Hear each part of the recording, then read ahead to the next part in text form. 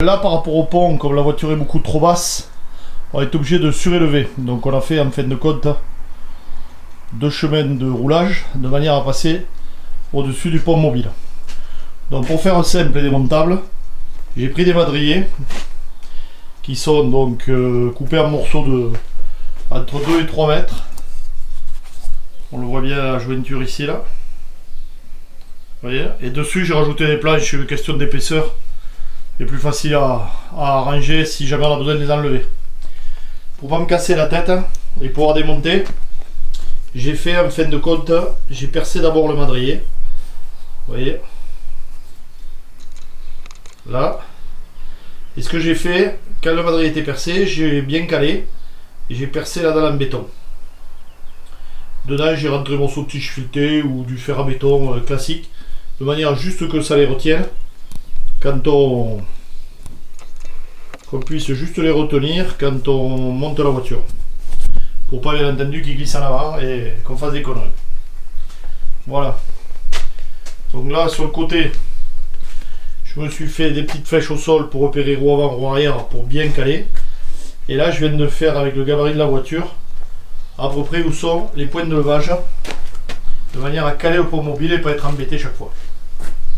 Alors maintenant je vais caler le pont mobile et je vais tenter de remettre la voiture pour lever. Donc on va pas tarder à être prêt pour attaquer la restauration. Donc voilà, petit coup de balai qui a été passé partout pour enlever la merde, surtout sur le chemin de roulement. Donc on va caler le pont mobile, j'ai fait les marques donc sur les côtés pour les points de levage. Et je vais le caler au mieux pour voir ce que ça donne et voir si on peut arriver à monter la Camaro sans problème. Ça c'est des petites cales pour éviter, une fois que la Camaro est en l'air, si on va la faire rouler avant arrière comme on veut. L'intérêt, j'ai mis le butée en amont. Et quand elle est montée, je mets les butées derrière les roues, ce qui fait qu'elle ne peut plus descendre. Ce qui évite de la retrouver au fin fond de le jardin, ce qui nous créerait quand même un sérieux problème. Voilà. Donc pont mobile, 300 kg quand même. Ça c'est la contrainte, si le béton n'est pas lisse, c'est pas évident à manœuvrer. Et là, il faut que je me débrouille pour être au niveau des points mobiles et le plus symétrique possible. Au problème, ça touche. C'est pas évident à manœuvrer, donc je vais légèrement lever là.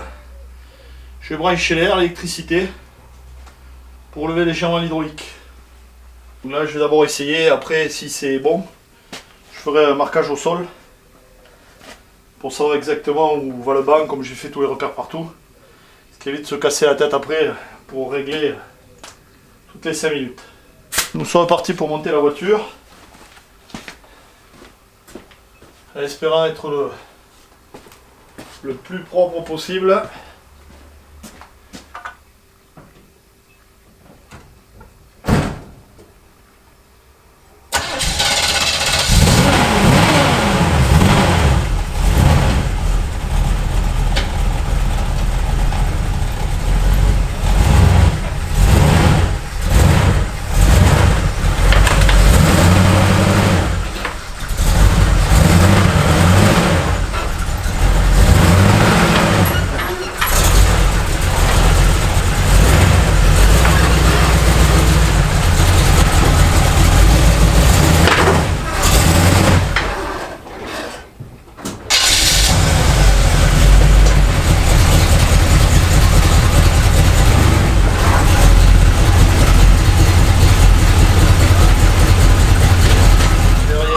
La petite sécurité, petite cale en bois.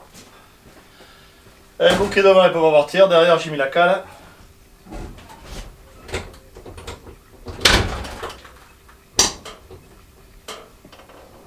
Voilà.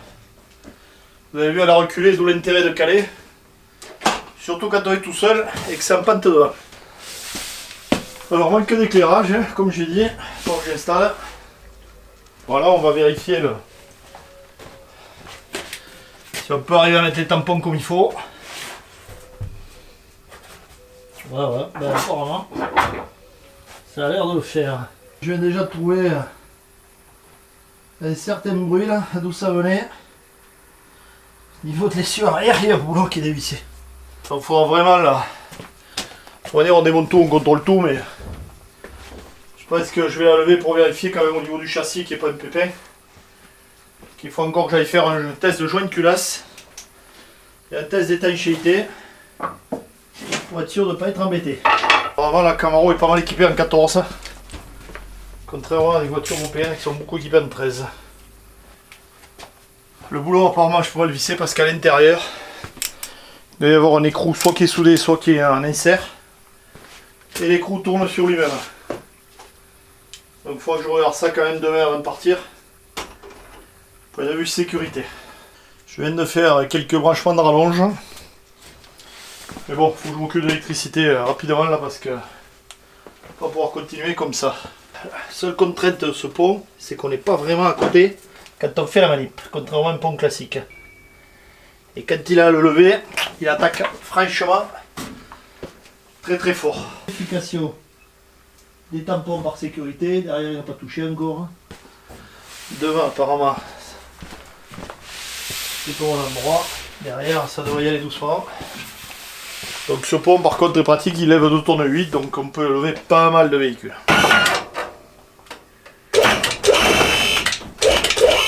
Voilà, là je pense que les 4 sont en l'air. On va vérifier. Les tampons sont bien pris. Alors c'est un pont qui lève 1m40 de haut, sauf que nous on a une contrainte. Comme vous allez pouvoir voir. Comme on peut voir, je vous le montre, c'est un pont qui lève 1m40. Par contre on a une belle contrainte. Voilà la toiture qui est pas très haute. Ça serait mieux d'avoir un toit traditionnel, mais bon. Dans un premier temps on s'installe là, donc comme vous voyez, les tampons sont bien pris, au cas de principe, donc on va pouvoir lever. Donc voilà, par contre, vous voyez doucement.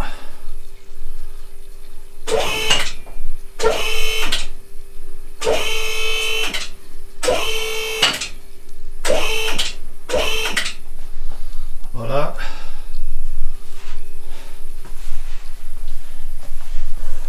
On va pouvoir lever encore un peu. Et surtout redescendre pour la sécurité. Parce que priorité, il faut vraiment que la sécurité soit verrouillée. Voilà, on va pas être trop taquin. Dessous, comme vous pouvez voir, bon, la voiture est bien dans l'air, de toute manière on peut travailler. Voilà. Et donc là, en lâchant doucement la pression. Voilà, sauf que la sécurité, ah, là il a une sécurité, je suis sûr du coup. Sauf qu'elle est quand même pas mal redescendue. On va tenter de jouer un peu. On est quand même vraiment pas loin. Et la sécurité n'est pas enclenchée. Donc il va falloir trouver une idée pour qu'il puisse rester en pression là. Et qu'on puisse quand même le mettre en sécurité. Vu que les crânes sont quand même assez éloignés. Là le crâne n'a pas encore enclenché. Ouais, donc il va trouver une idée. Bon, en attendant, on va le remettre en sécurité quand même.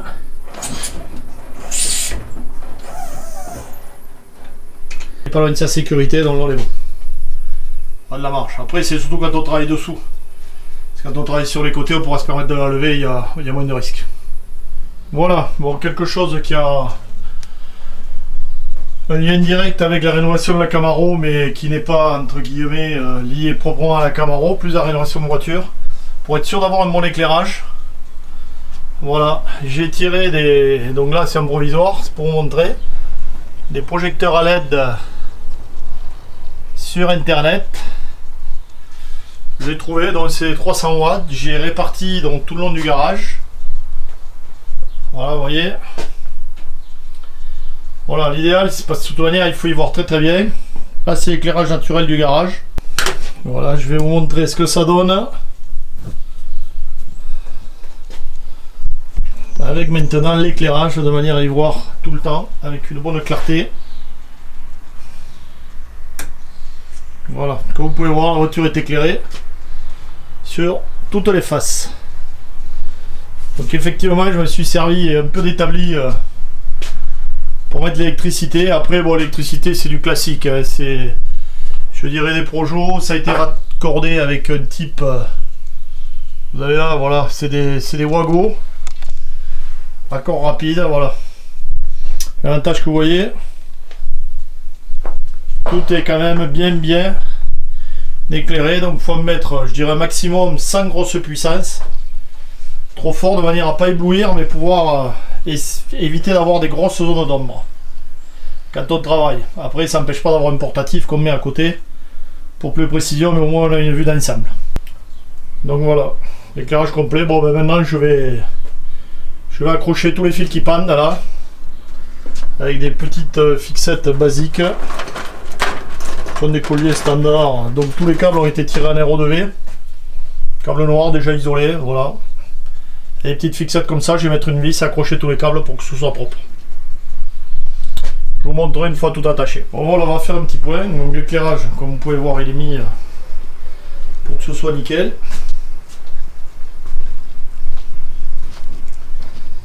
Là on y voit super bien. Le pont est en place. On a prévu des chandelles supplémentaires par sécurité. Donc là normalement on a tout rangé. Ici vous avez donc le compresseur.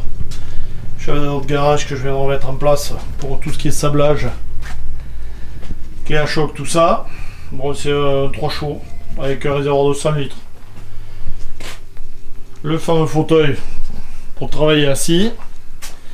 Là, nous avons l'étagère pour recevoir toutes les pièces. Et ce que j'ai rajouté, donc le pont est en place.